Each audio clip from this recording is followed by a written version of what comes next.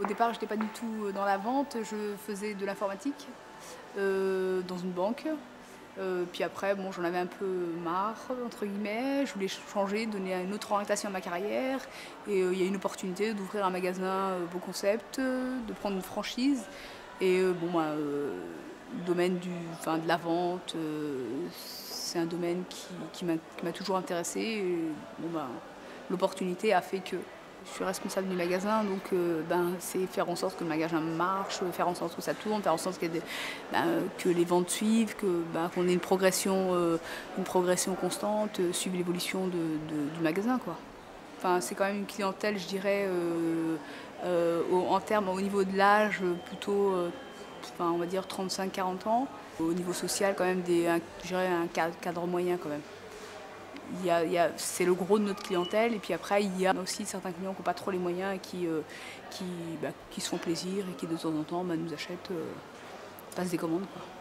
Là bientôt on va faire de la publicité, donc du 4x3, et autrement c'est passage naturel des clients ou bouche à oreille, et puis aussi un peu le site internet où les clients découvrent le magasin, l'adresse du magasin. Il y a un site beauconcept.com qui est très, très élaboré. Donc ils viennent souvent comme ça, quoi. On travaille énormément donc, avec l'outil informatique où toutes les confirmations de commandes proviennent du Danemark par mail, quoi.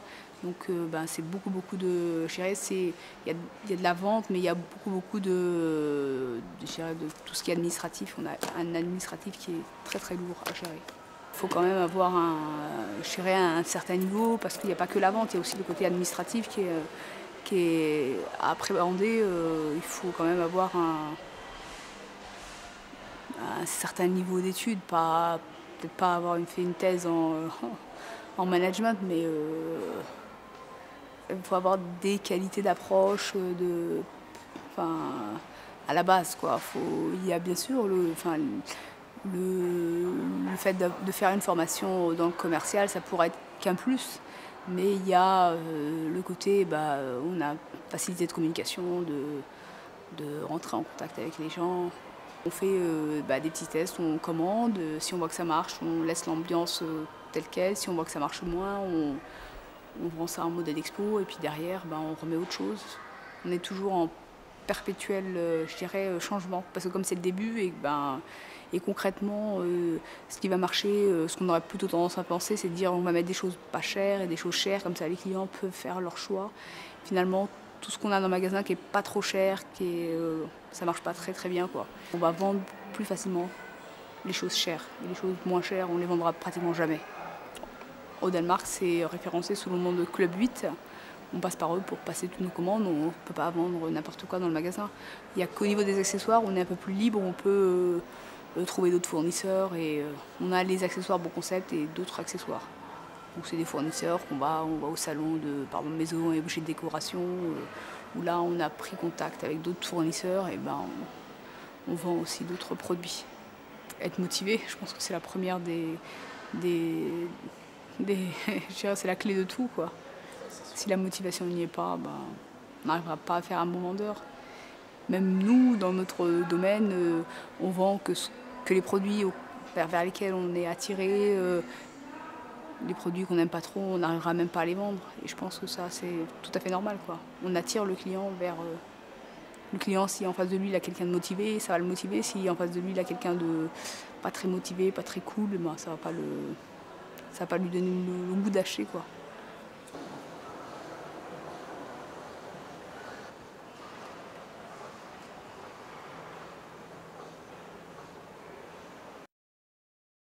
Je suis rentré à la Fnac en 94 comme vendeur débutant.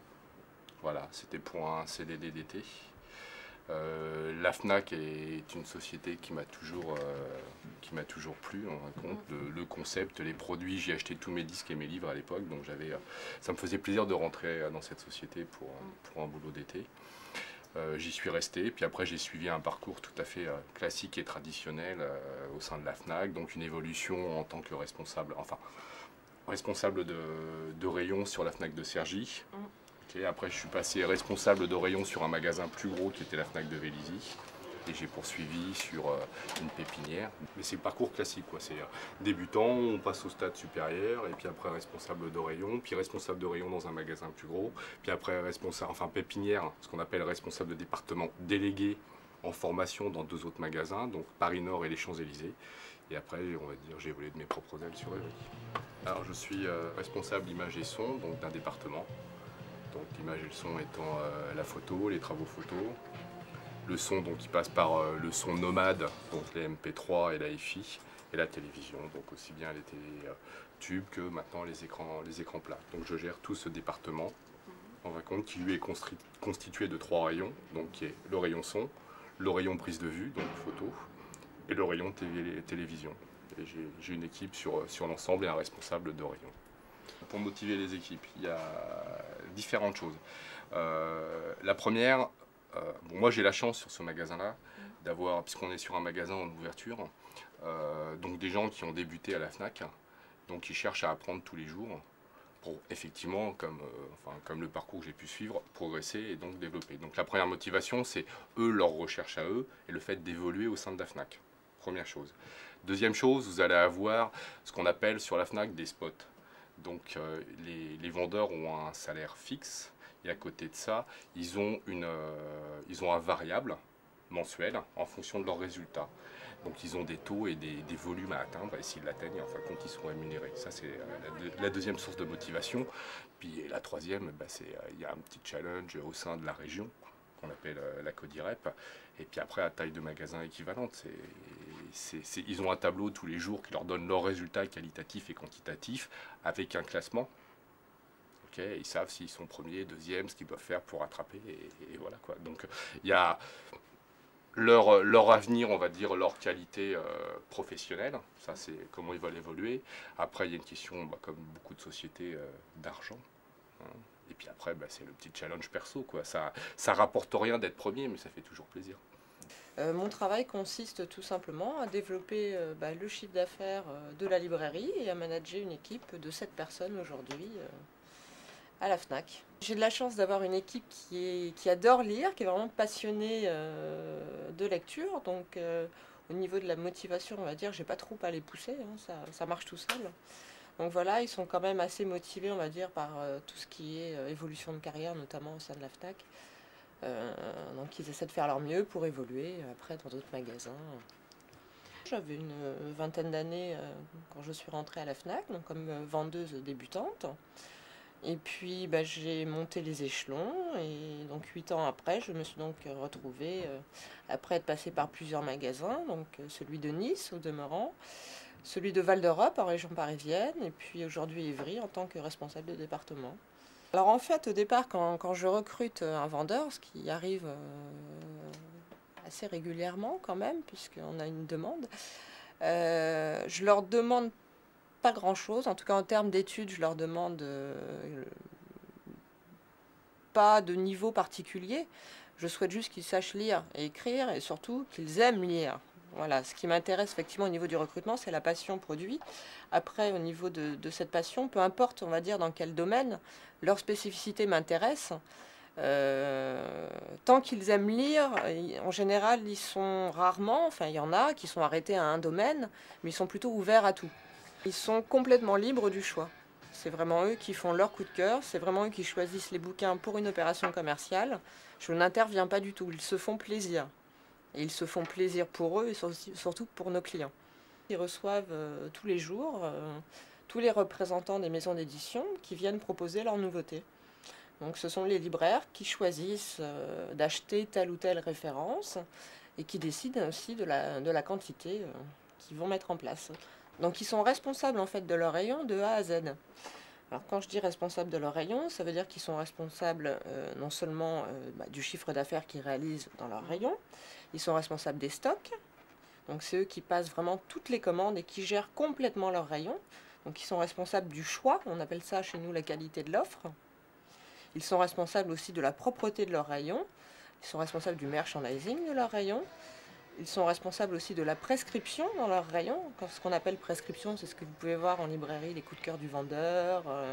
Mais aussi, ils proposent des opérations commerciales. Donc on en a quelques-unes en ce moment en librairie Donc c'est eux qui choisissent de faire tout ça pour nos clients évidemment, hein, afin de se démarquer, parce qu'on est la Fnac, donc on se démarque aussi beaucoup par la compétence de nos vendeurs. Hein.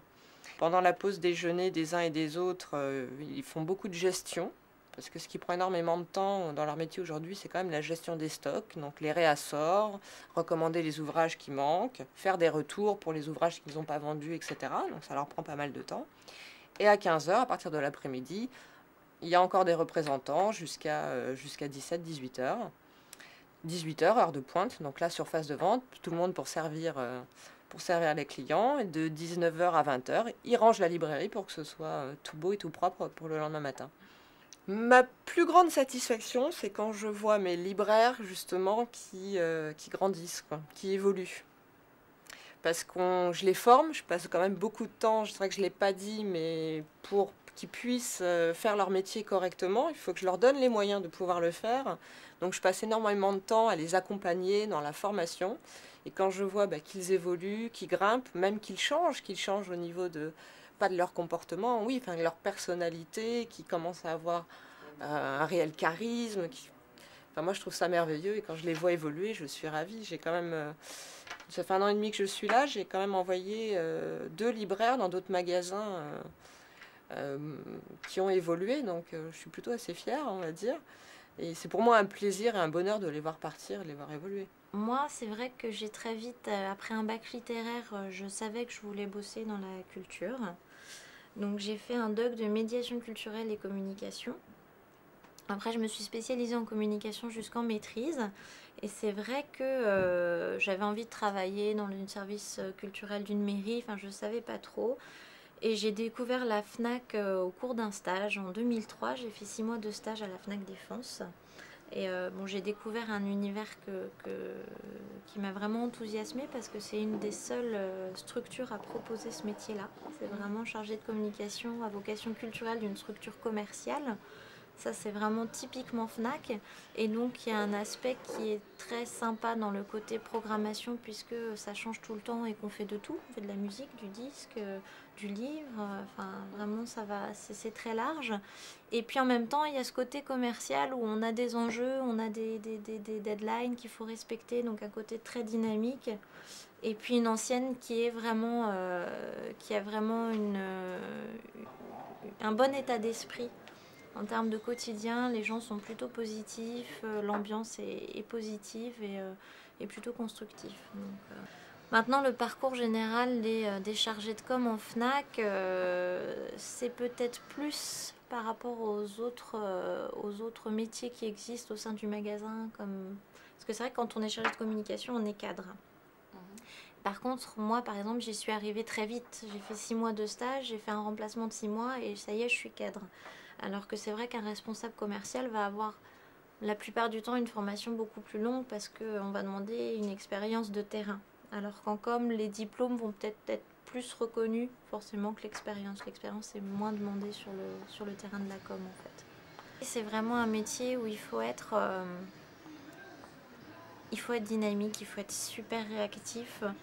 Et puis il y a le côté, il faut aimer aller vers les gens, quoi. Parce que dans ce métier-là, il faut aimer aller vers le client, il faut aimer aller vers l'artiste, il faut surtout aimer aller vers les équipes. Donc il y a un grand travail de relationnel et c'est vrai que je pense qu'il faut avoir cette chose-là en soi, ce contact. Je pense qu'il faut avoir un contact facile. C'est quand même un métier aussi qui marche, c'est clair que ça va marcher un peu au charme, à la diplomatie. Quand on est chargé de communication, on représente l'image du magasin. Donc mon travail en fait consiste principalement à gérer le personnel en termes de paye, de formation, de gestion administrative en termes de contrat de travail, d'avenant au contrat de travail.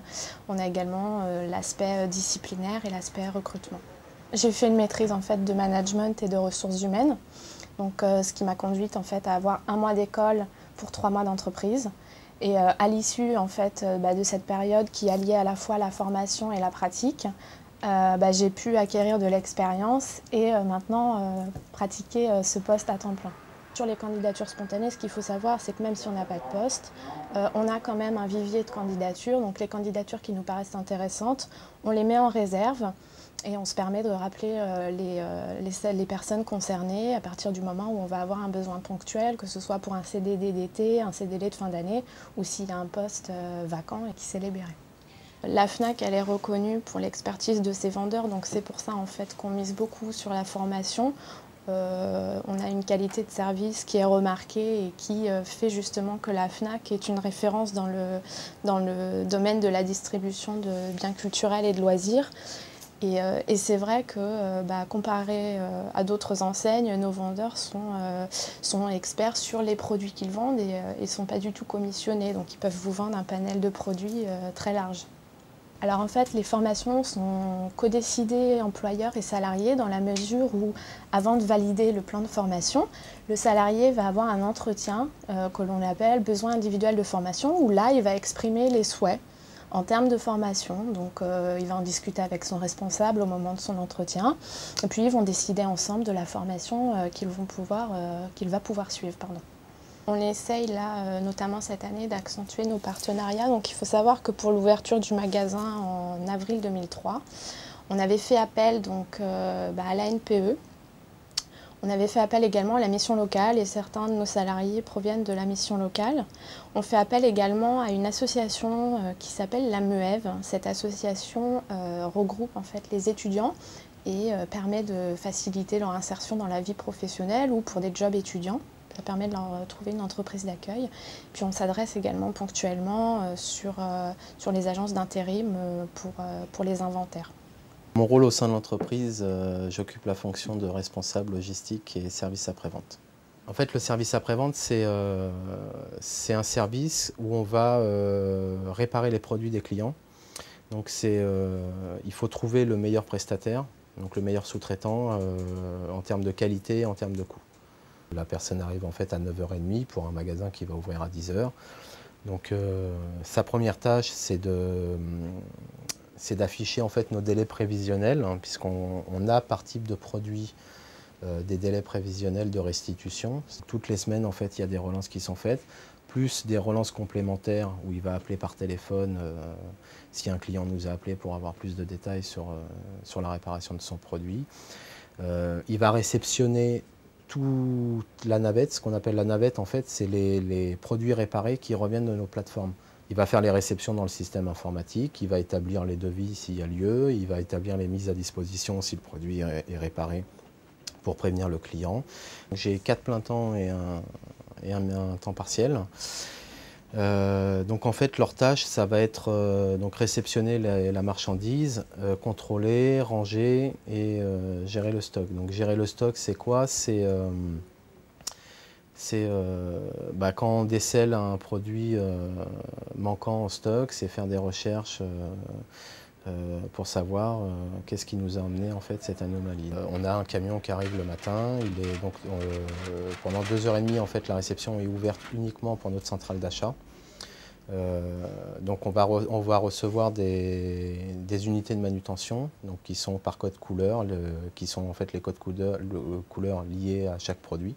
On va contrôler d'abord le contenant du camion, donc si on nous déclare nous avoir livré 50 bacs, on va bien contrôler qu'on a les 50 bacs. On va valider une première fois notre bon de transport au niveau du nombre de contenants et après on va rentrer en détail dans chaque contenant pour contrôler le contenu. Les vendeurs n'ont pas trop la main sur les commandes au niveau du produit technique, puisque c'est réassorti en fonction des ventes pour les marchandises existantes. Et tout ce qui est nouveauté, en fait, c'est des quantités qui sont envoyées par notre direction produit. Donc, suivant la taille des magasins, il y a tant de quantités pour le dernier appareil photo Nikon qui va sortir. Il y a tant de quantités qui vont être affectées au magasin d'Evry, tant au magasin de Forum, etc. Pour le livre et le disque, en fait, c'est les vendeurs qui reçoivent eux-mêmes des représentants et qui en fait vont négocier les volumes qu'ils vont acheter auprès des représentants.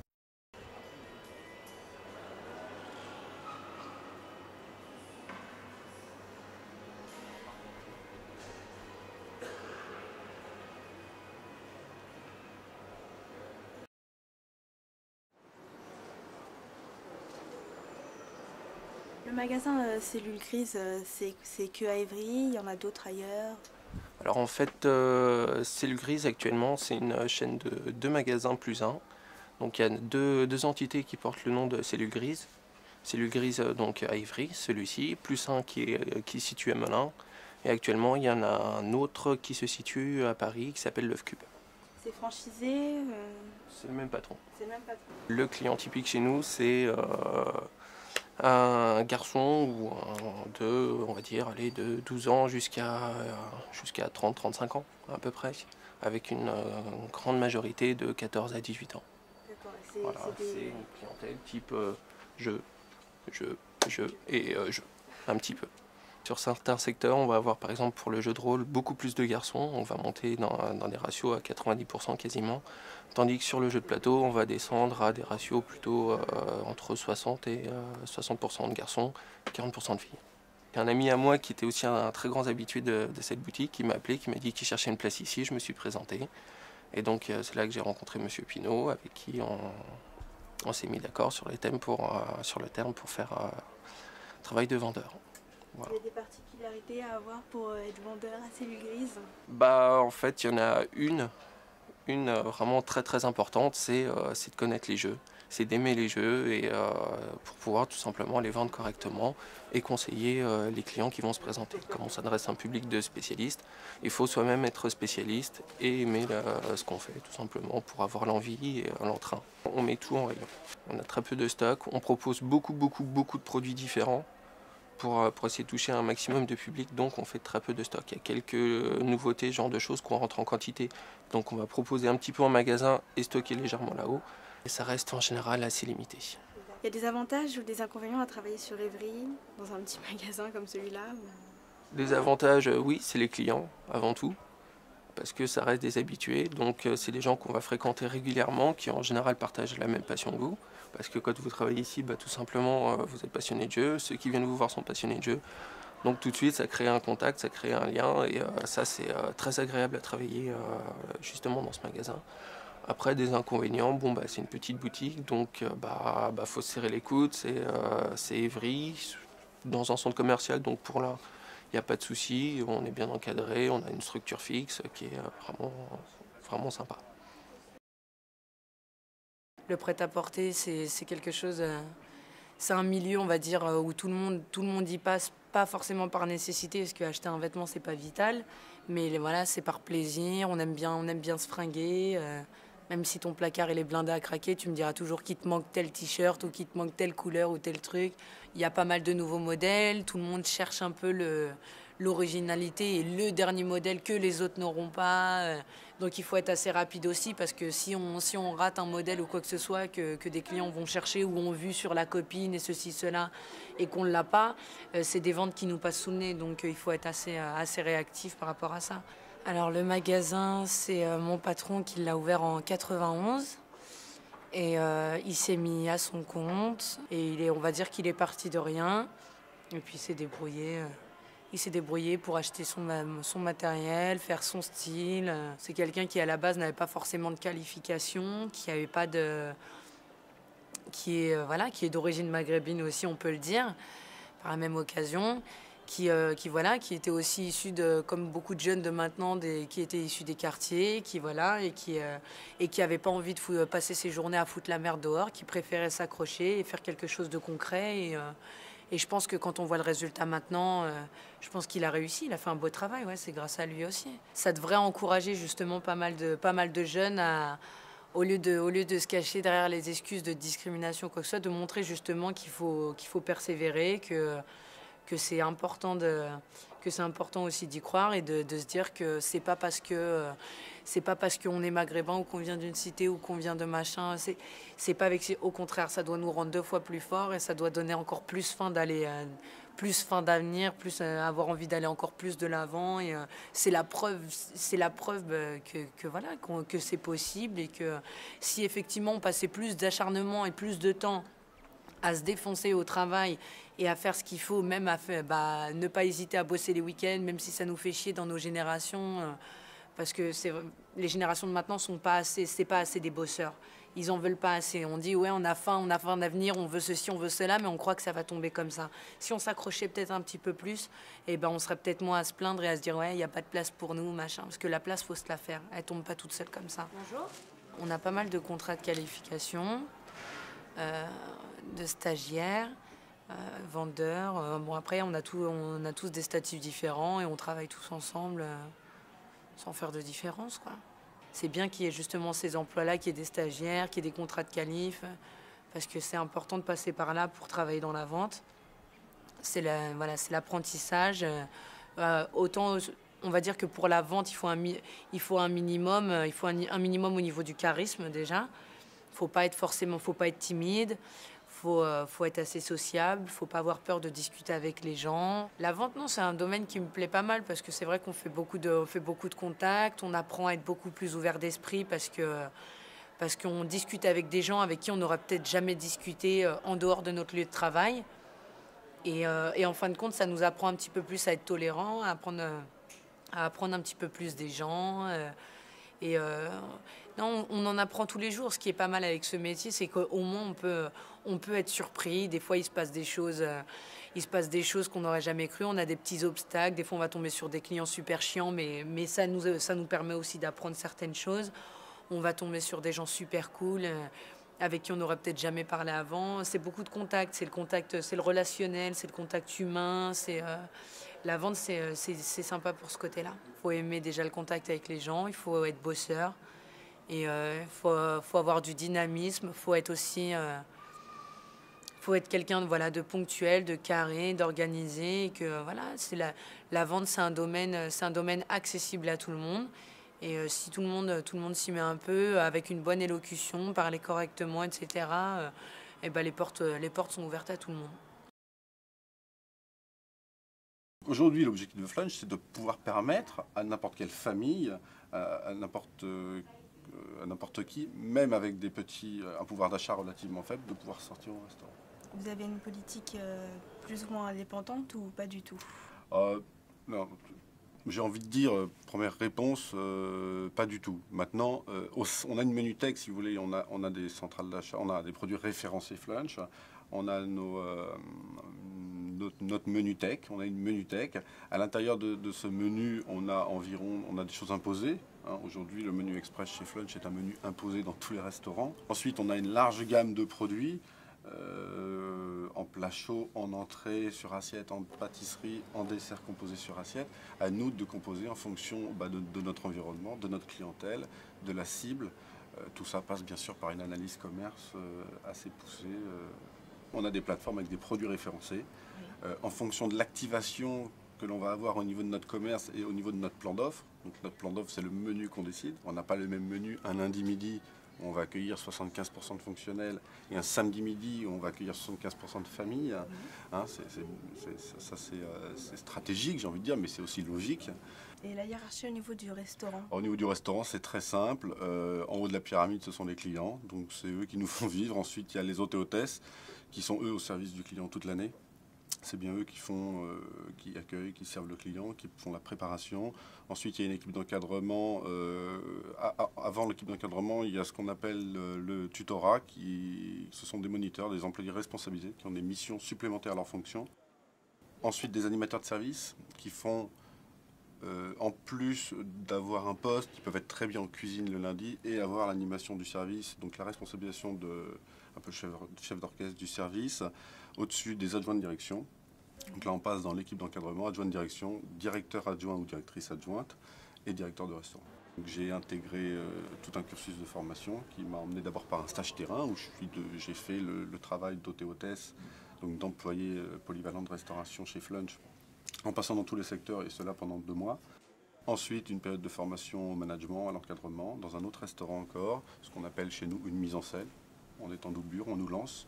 Et puis ensuite, je suis devenu adjoint de direction. Voilà. Et ensuite, adjoint de direction, directeur adjoint, directeur. Si moi, demain, je veux devenir hôtesse à Flunch. Aujourd'hui, hôtesse à Flunch, sur un site comme Evry, alors après, ça dépend vraiment d'où on se trouve en France. Aujourd'hui, nous, on n'a pas de problème de recrutement, j'ai envie de dire malheureusement. Nous, aujourd'hui, on fonctionne qu'en candidature spontanée. Des gens viennent, prennent l'initiative de nous déposer une lettre de motivation, un CV et une photo. Il y a 2 critères qui sont la technique et le côté profil comportemental. On se considère comme de véritables commerçants. même si effectivement notre spécialisation c'est restaurateur. C'est avant tout le profil, est-ce qu'on a envie d'être au contact des gens, est-ce qu'on aime être au contact des clients, est-ce qu'on aime, voilà, est-ce qu'on aime ce contact-là, est-ce qu'on aime faire plaisir. Alors on est vraiment dans cette notion de plaisir chez nous. On peut former quelqu'un à débarrasser rapidement des plateaux, à être un bon cuisinier, à faire des produits de qualité, à être rapide en caisse. Maintenant, forcer les gens à aimer être au contact des clients, à sourire, à être accueillant, on ne sait pas faire. D'accord. Vous ne pouvez pas demander à une caissière d'être extrêmement efficace si elle fait 2 services dans la semaine en caisse, 3 services en salle, 2 services aux légumes et un service aux glaces. Donc effectivement, tous nos employés sont des employés polyvalents de restauration. Voilà, ça c'est sur leur contrat de travail, contractuellement. Maintenant, nous, on joue la spécialisation et une caissière va faire 80% de son temps en caisse. Maintenant, il est important de s'aérer aussi et la personne peut changer de secteur. Donc, il y a quand même, on parle plutôt de polycompétence. Cette personne, après, sera capable d'être en caisse et d'être en cuisine, par exemple. Tous les métiers ont des avantages et des inconvénients. Nous, on a la chance de ne pas s'ennuyer, ça c'est certain.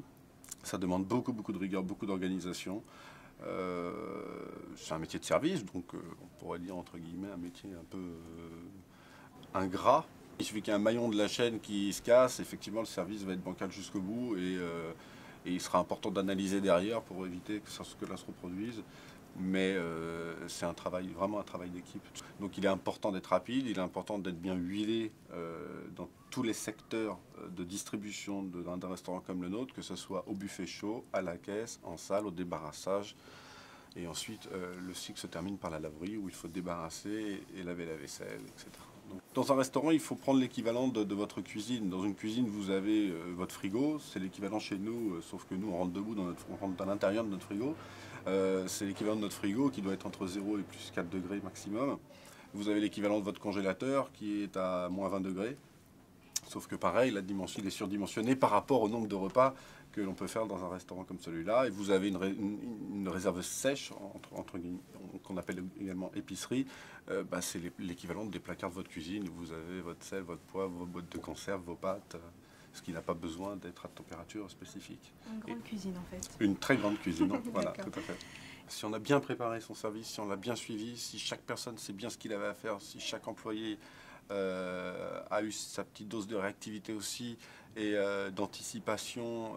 Lorsque l'imprévisible se produit, on s'organise très rapidement parce qu'on n'est déjà pas saturé. Donc on s'en sort toujours relativement bien. Bon, vous avez 2 quarts de Polonais qui arrivent sans vous prévenir au dernier moment le soir à 20h30. Oui, il faut réagir. Vous n'avez pas les produits parce que vous ne les attendiez pas. Par contre, il faut les servir. Western Candy existe depuis mars 1975, donc bientôt 30 ans. Western Candy se compose de 3 magasins, un à Évry, un aux Ulysses et un ici les Moulineaux. Ça va faire 30 ans qu'on est là, donc on habille de 7 à 77 ans. C'est la formule un peu magique, quoi, mais c'est exactement ça. C'est-à-dire qu'on est à la 3e génération de gens qu'on habille. On fait ce métier parce qu'on aime bien les gens, donc tu peux pas penser faire du commerce sans pour autant apprécier les gens et aimer le contact. Donc avant ça, avant toute chose, il faut commencer par aimer les gens. Après, les natures du produit nous plaisent et voilà pourquoi on fait ce métier. Il faut aimer parler avec les gens tout simplement. Et surtout avoir le sourire. C'est important. Vous n'avez pas de statut proprement dit chacun dans le magasin? Non. Non, il n'y a pas une hiérarchie bien définie. Si tu veux, c'est un travail collégial et on essaie de bosser les uns avec les autres. Pour tout ce qui est agencement du magasin, on se concerte. Donc on prend un petit peu de temps et on se concerte. Donc on décide quel article nous allons mettre en vitrine, quel article nous allons mettre en avant. Donc on se met tous ensemble et on en discute.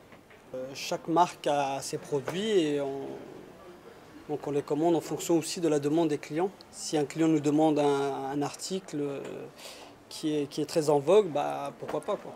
Pourquoi pas le commander? La réflexion collégiale justement, quant au fait qu'un produit ne soit pas sorti ou ainsi de suite, et c'est de là que va découler le fait où on décide de le mettre en promo pour le faire bouger, où on décide de le mettre en avant ou de le changer de place parce qu'il arrive qu'un produit ne se vende pas là et qu'il se vende mieux ailleurs. C'est des mystères du commerce, ça, malheureusement on ne le gère pas. Ça. Au niveau de la vitrine, ça se passe comment pour, on refait les vitrines avec notre petite main. On est dans nos vitrines quasiment tous les jours. Donc ouais, on rentre dedans quasiment tous les jours pour les épouster, pour changer un ou deux mannequins, pour rajouter de la marchandise, pour en enlever. Enfin, on part le soir en se posant la question de savoir ce qu'on va faire le lendemain matin. Et on met en action le lendemain matin. Ça peut être du réassort, ça peut être de refaire les vitrines, ça peut être... Il y a mille et une choses à faire dans une boutique. J'ai suivi une scolarité normale, donc collège, lycée. Donc au lycée, j'ai suivi un brevet, un BEP VAM, en fait, un BEP. Et après ce BEP, j'ai fait un bac pro commerce, tout simplement. Donc les stages, je les ai effectués chez Western Candier. Donc le stage en BEP, l'apprentissage en bac pro commerce, j'ai effectué dans ce magasin. Il n'est pas nécessaire d'avoir un diplôme pour être vendeur. Je pense que c'est soit on a ça en soi ou soit on ne l'a pas. L'idéal, c'est d'aller à l'école, en fait, c'est de faire des études, de vendre pour avoir un petit peu de technique, pour avoir un peu de... Sinon, après, la pratique, on l'apprend sur le terrain. Si vous aimez ce que vous faites, pas de problème, vous pouvez vous lever à 5h, 6h du matin pour le faire, il n'y a pas de problème. Il faut vraiment aimer ça, quoi.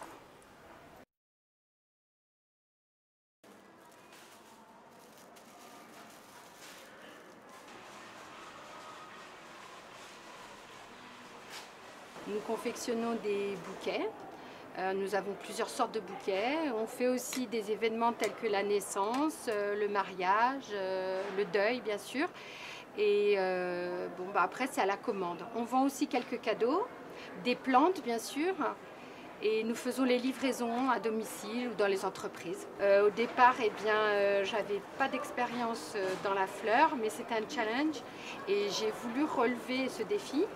Moi, ma formation, c'est styliste et donc j'avais déjà ce goût pour tout ce qui était artistique. Et je connaissais déjà les palettes de couleurs, les formes, etc. Et j'ai appris le métier grâce à mes responsables. Il faut avoir beaucoup de goût. Comme c'est un métier d'art, il faut avoir du goût, il faut être assez méticuleuse, il faut être habile de ses mains. Il faut être avenante, parce que si on n'a pas le sourire, c'est pas la peine d'être dans le commerce. Il faut être assez ouvert au monde. Il faut savoir que telle ou telle religion fait ça. Il faut connaître les jours fériés, par exemple, quand est-ce que ça va être le nouvel an chinois. Il faut être ouvert au monde, connaître. Nous, on est dans une localité à Évry où on a une palette de religions. On a toutes les religions qui sont représentées. Donc, il faut être assez ouvert et puis leur proposer des choses, savoir ce qu'ils attendent. Pour devenir fleuriste, c'est simple. Déjà, ce que je conseille aux candidats qui veulent devenir fleuristes, c'est d'essayer par un moyen ou un autre, d'effectuer un stage en secondaire quand on est par exemple en 3e, faire un stage chez un fleuriste pour voir si on aime ce métier, d'avoir la réalité d'un métier. À la fin de la 3e, elle peut s'inscrire à l'École nationale des fleuristes et faire un CAP en 2 ans, en alternance, c'est un apprentissage. Ensuite, quand elle a son CAP, elle peut continuer encore en 2 ans. Moi, c'est ce que je conseille aux jeunes, parce qu'avec un BP, on est à même de monter son propre magasin de fleurs. Au bout de 4 ans, je trouve qu'on est une fleuriste expérimentée. Le parcours de la fleuristerie que j'ai eu, c'était le stage de 3e au collège, très créatif pour moi, qui m'a révélé donc la fleuristerie, les écoles, la fleuristerie, les renseignements. Ensuite, CAP, donc vous rentrez dans l'école d'art floral, vous trouvez un maître d'apprentissage. Ensuite, j'ai eu mon CAP. Et puis après, j'ai trouvé un travail en tant que vendeuse. 10 ans d'expérience nous amène à pouvoir apprendre des apprentis. Donc des apprentis où vous formez l'apprenti de A à Z, qui ne sait pas faire de bouquets, etc. Donc vous lui apprenez à faire du deuil, du mariage, des bouquets de mariés, du centre de table, tous les événements, les anniversaires, etc. Les apprentis commencent avec à pas savoir ni un nom de fleur, ni comment tenir un bouquet, ni quoi que ce soit. Donc il faut vraiment être patiente. Il y a des jeunes qui ont plus de difficultés que d'autres et donc il faut arriver à les gérer. La joie de la fleuristerie, c'est quand on achète, on crée et on vend. et que le client en plus vous dit c'est joli ou des choses comme ça. Donc c'est l'apothéose, je dirais, de la fleuristerie quand on fait ces 3 fonctions qui qualifient vraiment je dirais, la joie d'être fleuriste en fin de compte. C'est surtout d'acheter, de créer, parce que bon, si vous avez acheté, vous aimez bien créer avec le produit que vous avez acheté, et ensuite de le vendre, parce que bon, vous dites c'est un produit qui a plu, parce qu'il faut du choix quand même dans la fleur. Il y a de moins en moins de fleuristes qui se proposent donc en CAP, donc c'est vrai que c'est bien de les motiver, puisque c'est un métier comme un autre. Contact de clientèle, création, vente. Enfin, je pense que c'est quand même déjà pas mal. Alors, les stagiaires viennent à nous par billet de stage et on en a aussi qui sont en réinsertion, c'est-à-dire en 3e de réinsertion, des choses comme ceci, pour qu'ils trouvent un métier dans la voie qu'ils aimeraient faire. Là, par exemple, nous avons une jeune fille qui vient 3 fois par semaine, donc elle apprend énormément, puisque l'année prochaine, elle fera son CAP de fleuriste. C'est très créatif d'avoir des jeunes d'aujourd'hui qui apprennent en CAP et en BP et qui nous je dirais pas recultive, mais qui nous redonnent un coup de jeune, je dirais, dans notre métier où on a des formations, mais bon, les formations, il faut pouvoir y aller ou des choses comme ça. Donc c'est vrai que ça nous remet un coup de jeune, on pourrait dire. Donc qui est très créatif pour nous, en fin de compte. Il faut savoir qu'aujourd'hui, la seule chose qui gouverne un magasin, c'est les clients. C'est les clients qui vont demander les marques et c'est nous, en fonction de ces demandes, qu'on va satisfaire nos clients ou ne pas les satisfaire. Le directeur de magasin, lui, va déterminer sa politique commerciale en fonction des marques qu'il a envie de faire rentrer. Je suis épaulé par des cadres commerciaux, ce qu'on appelle des responsables de département. Donc j'en ai aujourd'hui 3 dans le magasin qui se partagent de manière géographique. Donc j'ai un RDD qui prend la femme, la lingerie, l'enfant, un RDD qui s'occupe de l'accessoire, horlogerie, bijouterie et la maison, et un autre RDD qui s'occupe de la parfumerie et de l'homme. Donc ces 3 RDD vont chapeauter des responsables de vente. Et au niveau des vendeurs, donc j'ai une centaine de vendeurs. À côté de ça, on a ce qu'on appelle le back-office, c'est-à-dire les services. C'est-à-dire qu'est-ce qui va faire fonctionner le magasin. Parce qu'il n'y a pas que les vendeurs, il faut approvisionner le magasin, donc il faut réceptionner la marchandise, il faut la déballer, il faut la contrôler. Donc on a tout un staff administratif, réceptionnaire, etc., qui sont chapeautés par une cadre administrative qui est responsable du personnel et des services. On incite volontairement à ce que les équipes changent. Ça remet les équipes magasins en motivation, ça remotive aussi le directeur de magasin puisqu'il est obligé de prendre des nouvelles fonctions.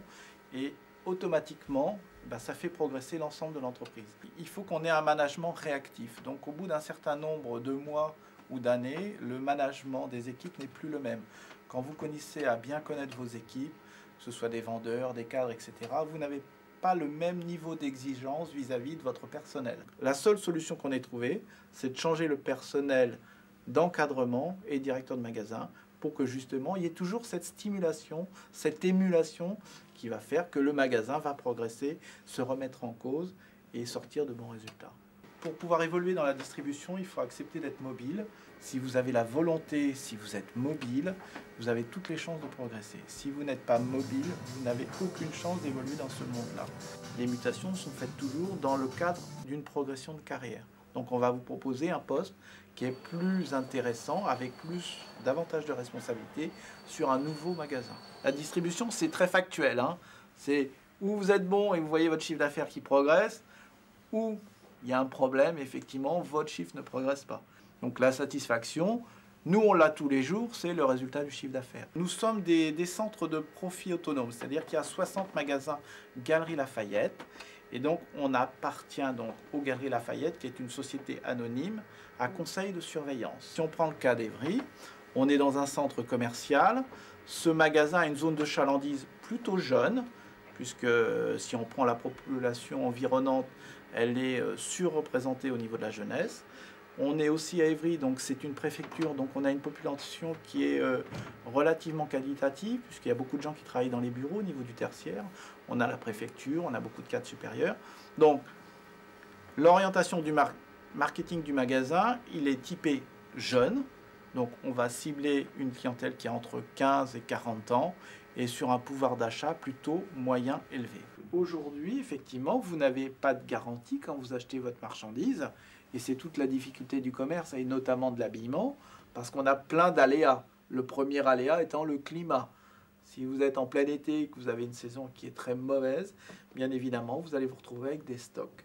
Et donc aujourd'hui, vous pouvez avoir une très mauvaise saison, et donc les soldes vont être très forts, puisqu'il faut absolument dégager cette marchandise pour faire de la trésorerie et racheter la nouvelle collection. On sait que quand on achète une collection, c'est évident, il n'y a pas 100% des produits qui se vendent. Donc on sait qu'on va avoir 20 à 30% de produits qui vont être boudés par le public parce que la coupe ne sera pas bonne, la couleur ne sera pas bonne, le tissu ne sera pas bon. Et c'est toute la difficulté aujourd'hui de faire du commerce parce qu'effectivement, vous achetez et vous ne savez pas ce que vous allez vendre. Je suis responsable de département, donc je suis au niveau hiérarchie juste en dessous du directeur du magasin. Je m'occupe de la femme, de l'enfant et de la lingerie. J'ai pour gérer vraiment au niveau opérationnel terrain 4 responsables de vente qui sont en quelque sorte des responsables d'équipe qui gèrent chacune une quinzaine de personnes. Pour augmenter le chiffre d'affaires, on le décline à la journée. Donc on a un tableau de pilotage, ce qu'on appelle un tableau de pilotage, où on a les objectifs journaliers à réaliser. Donc on essaye aussi de donner des objectifs individuels à chacune des vendeuses pour qu'elles ouvrent des cartes ou transforment des cartes pour les clients qui ont des anciennes cartes, parce que ces clients-là vont revenir 6 fois plus souvent. Donc c'est aussi un levier de chiffre d'affaires. Il faut aussi que vous soyez exemplaire, c'est-à-dire que vous savez faire des ventes aussi. Si vous êtes exemplaire, quand je suis en salle de marque en train de casser des cartons et puis faire le tri, les vendeuses, elles le font aussi, parce que je leur demandais la même chose. Moi, si je fais des ventes avec des clients et j'essaie de faire des ventes complémentaires et d'appliquer toutes les phases de la vente, je peux après être exigeante par rapport aux responsables de vente et aux vendeuses. Il faut que la vendeuse ait le sentiment de porter la cliente, en fait. C'est-à-dire que la cliente, elle a toute confiance en vous. Tout ce que vous allez lui présenter, c'est merveilleux. Il faut faire rêver la cliente. Voilà, si vous mettiez cette jupe-là avec cette veste-là, vous auriez des chaussures de telle couleur, avec un chapeau de telle couleur. Et la cliente, elle se l'imagine totalement. Elle se dit, mais ouais, je serais pas mal comme ça. Et qu'est-ce que vous avez alors? Et là, vous lui présentez les produits. Et elle est dans son rêve. Donc, vous lui proposez les produits qui correspondent. Et la cliente, à la fin, elle regarde même pas le prix. Le manager, enfin, lorsque vous voyez une équipe, vous voyez le manager. C'est sûr. Et là, il n'y a pas de mystère. Ça, c'est vrai. Parce qu'un manager doit se remettre en question constamment. C'est se dire, mais qu'est-ce que j'ai fait pour pas que ça marche? Qu'est-ce qui s'est passé? C'est de ma faute. Et c'est vrai qu'il y a un sentiment de culpabilité qui est grandissant.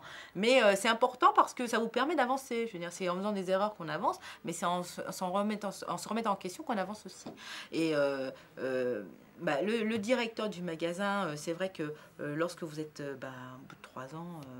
vous connaissez tout votre personnel, c'est difficile de maintenir le niveau d'exigence. Au niveau hiérarchie, c'est vrai que le poste suivant, c'est directrice de magasin. D'accord. Maintenant, on a tellement de facettes dans notre métier au niveau du personnel, au niveau de la formation, au niveau du produit, que vous pouvez être très bien demandé à être acheteur.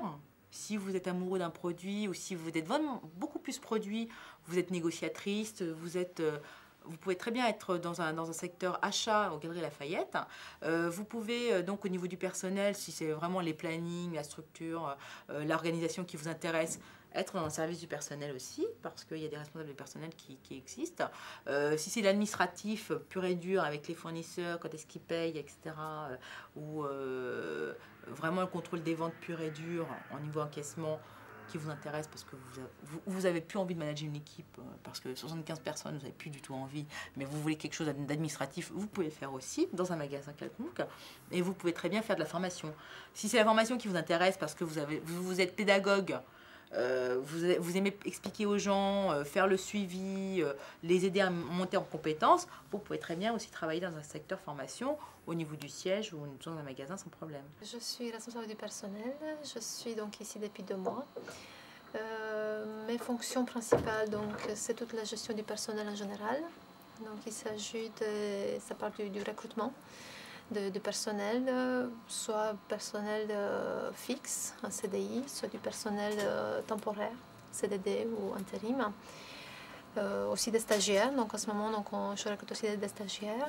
Ensuite, c'est toute la partie gestion du personnel existant. Donc on a à peu près 150 personnes dans le magasin, dont 100 personnes qui sont effectivement embauchées par les Galeries Lafayette et 50 personnes qui sont ce qu'on appelle des démonstratrices, démonstrateurs, démonstratrices, et qui appartiennent donc à leur maison. Donc leur gestion est faite par les services du personnel respectif.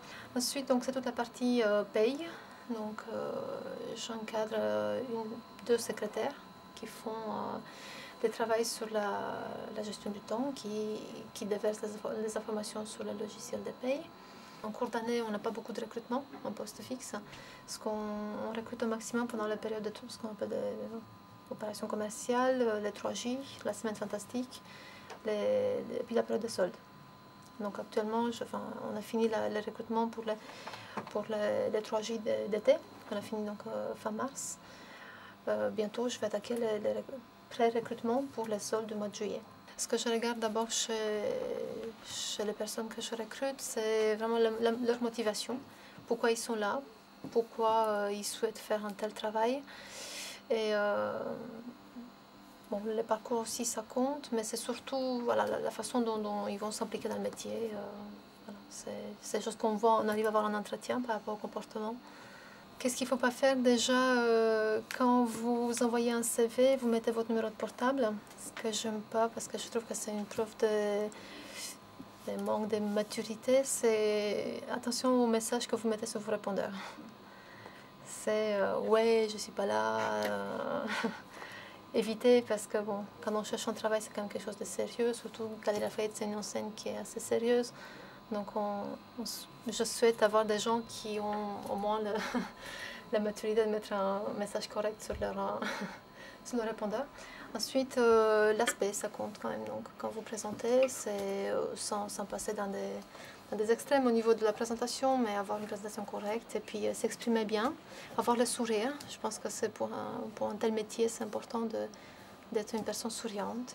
Quelqu'un qui a le sourire, voilà, va avoir plus de chances d'être pris dans un métier de la vente, une fois de plus, que quelqu'un qui est complètement enfermé, qui n'arrive pas, même mis en confiance, il n'arrive pas à s'ouvrir.